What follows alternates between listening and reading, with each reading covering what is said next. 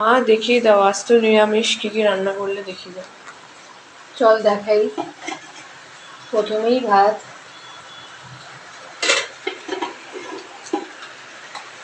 এটা করেছি ঢেঁড়স সেদ্ধ,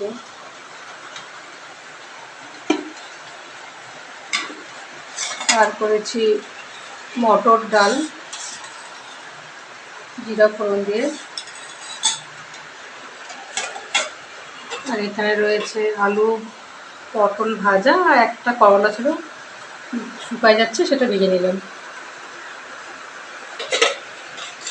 আর একটা করেছি নিরামিষ তরকারি, সজনে ডাঁটা, কোয়াশ, মিষ্টি কুমড়া দিয়ে নিরামিষ একটা তরকারি করেছি। আর এখানে করেছি ফুলকপির রোস্ট।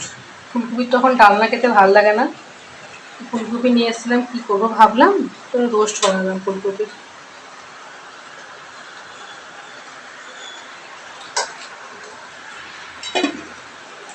আর আমার তো থাকেই দই, আর দই পেয়েছি, স্যালাড,